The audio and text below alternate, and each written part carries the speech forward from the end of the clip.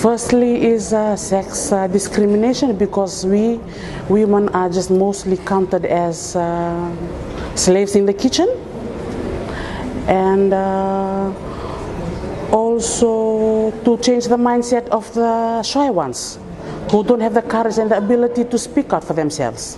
It's just through empowering them. Sometimes they still have this, it's empowerment, and they still have this religious barrier and cultural background barriers, that the mindset of women, that they think that they are just good enough for the home. So I think in order to get these women into leadership role, we need more encouragement, we need more awareness, more empowerment, more collaboration like where we are today. And it starts from our monthly consultation. That is something that has really helped the women, because most of the women who are part of that 1325 consultation, when they started coming in the first place, they couldn't even talk. They were shy. At least we started from somewhere, and now it's national.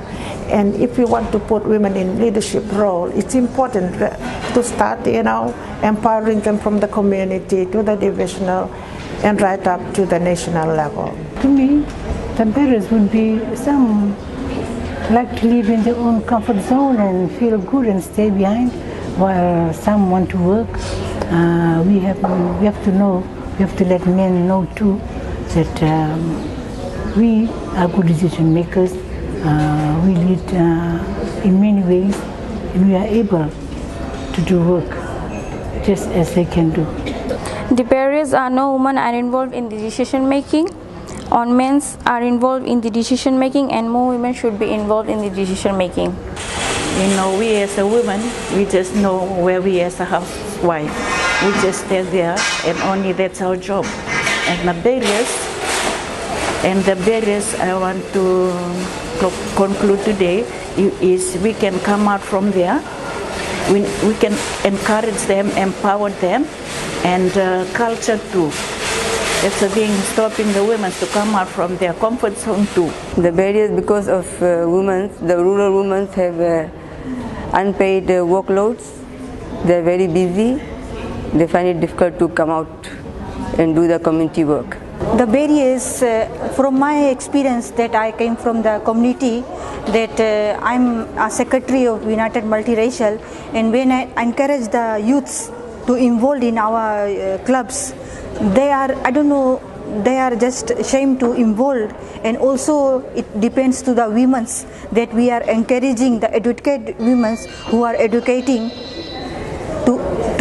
we are just forcing them to come and join our club, because from the club we can learn more things and we get empowered more things from the clubs. But they are shy, nervous to come and join in the clubs. Okay, there are a lot of barriers in women dealing with this leadership issues. Some of the barriers would be the mindset of people out there who still think that that women's place is at home, that women are incapable. The stigma they get from the community, and not only from the community, from their families.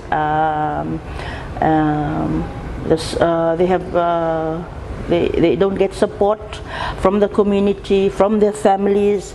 They are not heard, maybe because they are women. In addressing other women's issues, they're pushed away, they're told to wait aside. So those are some of the barriers that women are facing. And maybe some of the barriers too is that the approach, right? When they approach certain departments or certain people in the high level, they maybe because they are women, their issues are not heard, are not taken in seriously. So those are some of the issues that women leaders are facing.